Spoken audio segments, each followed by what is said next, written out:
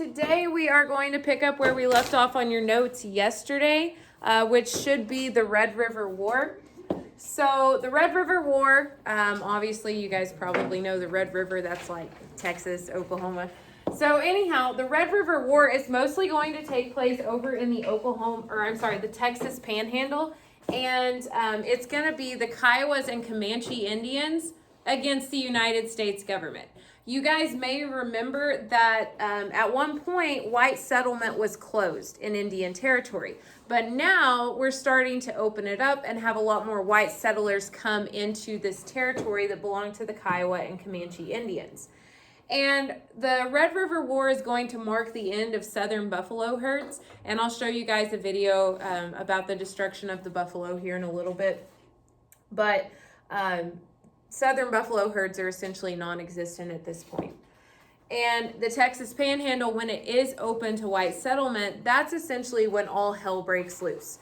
Because, you know, these people have been told, hey, this is your land, you're entitled to it. And then the government's like, oh, just kidding, we're going to settle here. Okay. And the U.S. government, they had made a treaty, the Medicine Lodge Treaty in 1867, and shocker, they didn't honor the terms of the treaty, and it was not enforced. Needless to say, that's why the Red River War broke out. Food supplies that were promised by the U.S. government were not delivered. Okay, the Kiowas and Comanches were told, stay on your reservation, we'll give you everything you need, we'll give you food, we'll give you blankets, all those kind of things.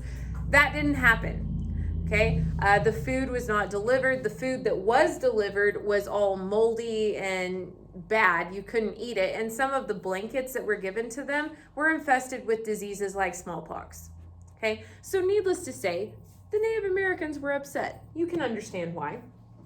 And then on top of that, there's white lawlessness that goes unpunished. It was like, oh, if you're white, you can get away with anything you wanted in the territory. And Native Americans, they didn't like that. So they responded with violence. They would attack people. And white people didn't take too kindly to that. Essentially, it's just a crapshoot.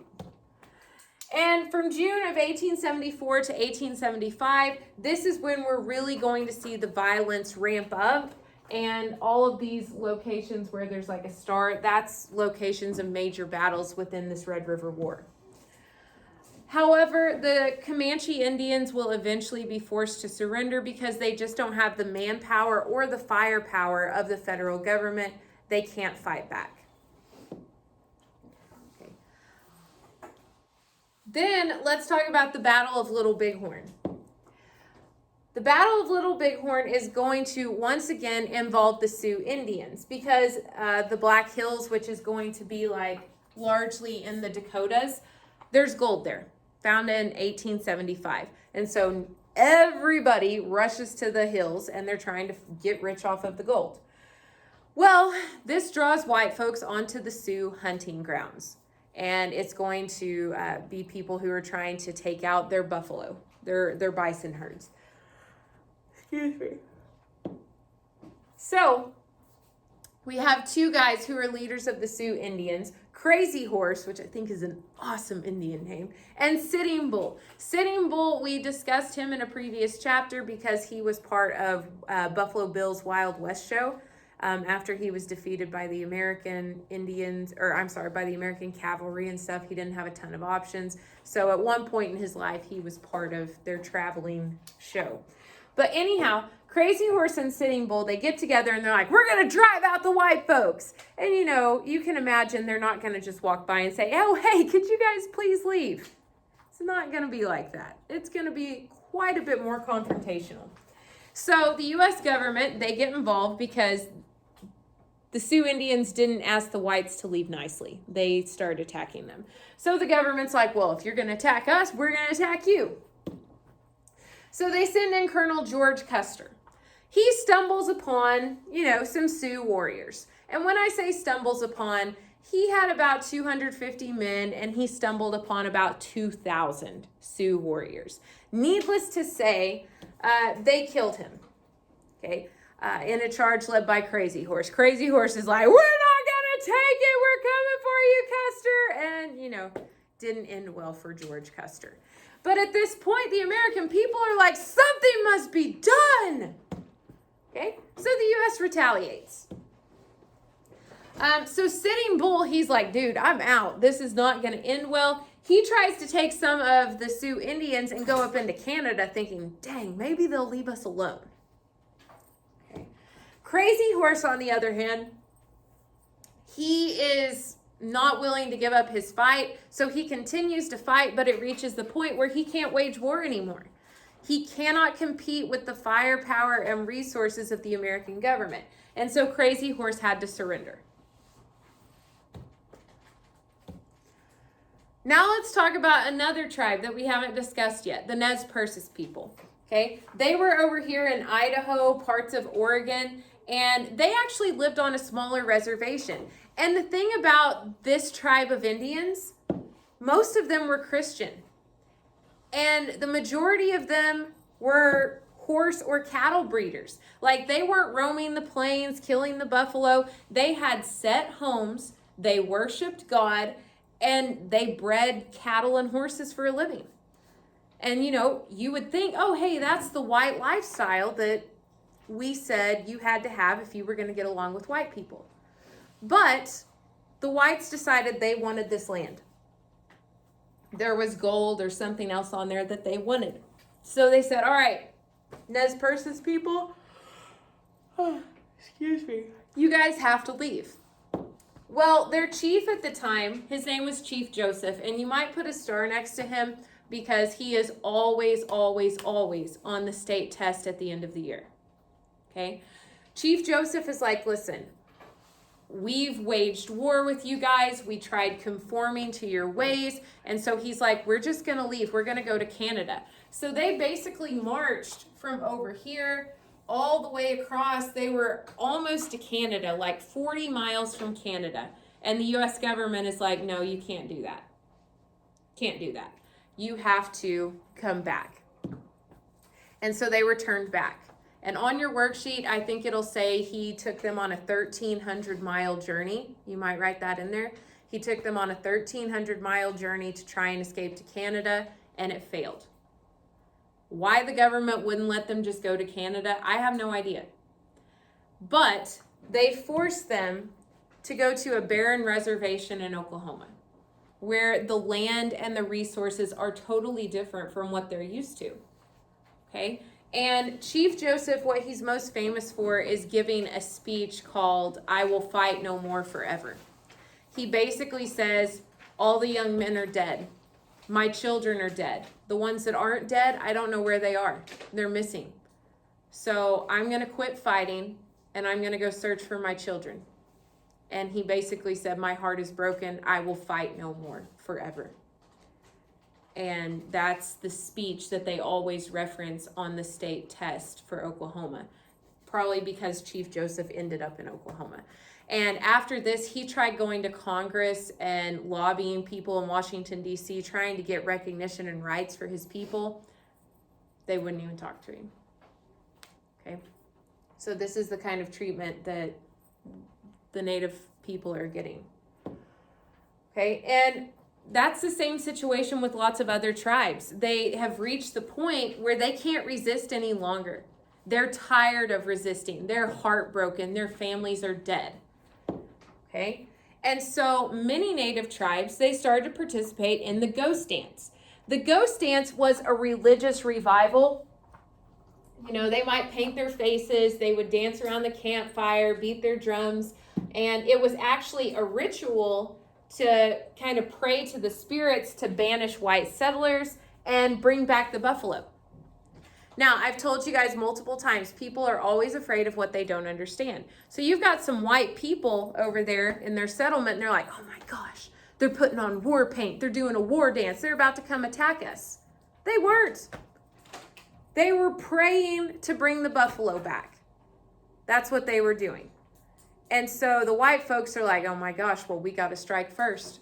They didn't take the time to try and understand somebody's culture. And because of that, war. In this big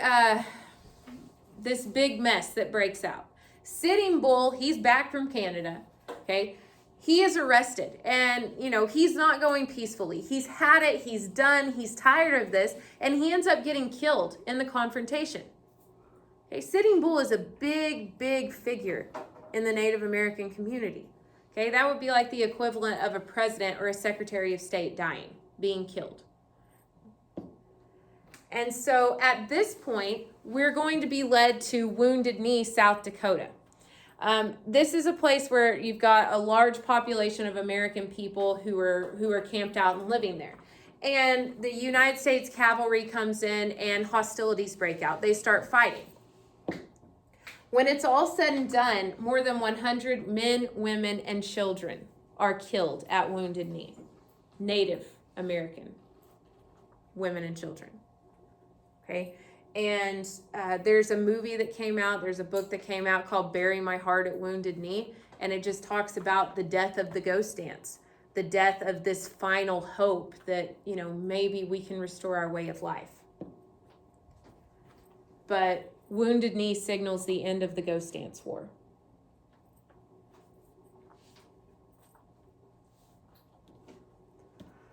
Okay, now the government, and I've told you guys about this before, they wanted Native Americans to assimilate. Assimilation is the process of adopting the culture and civilization of white people. Okay, a lot of times Native American children would be ripped away from their families and they would be put in boarding schools. At these boarding schools, they were forced to speak English. If they got caught speaking their native language, writing in their native language, doing native religion, they could be whipped, beaten.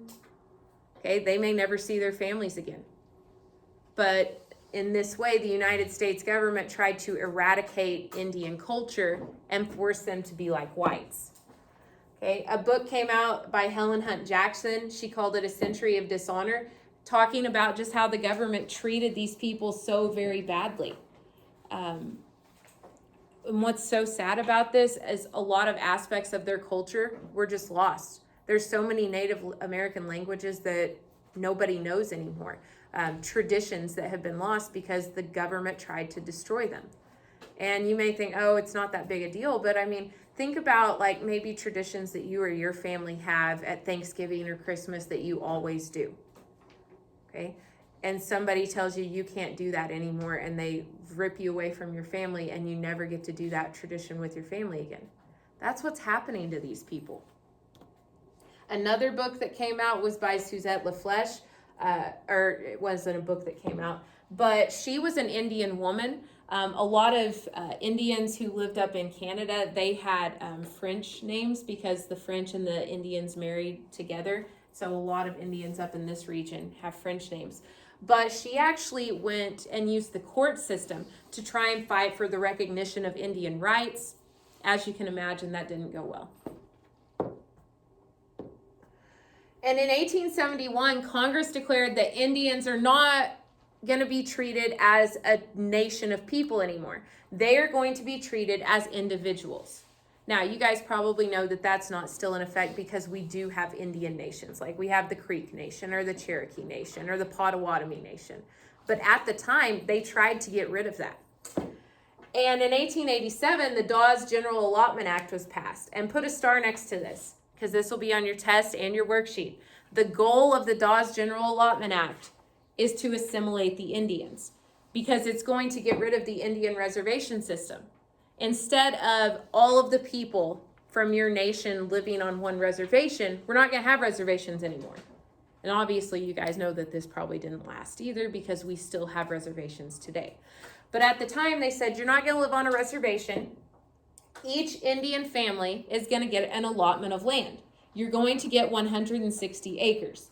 That way you can become a farmer. You can start to live like white people. And that land was non-transferable or sellable for 25 years. That way you had no choice. You couldn't leave. You were tied to the land.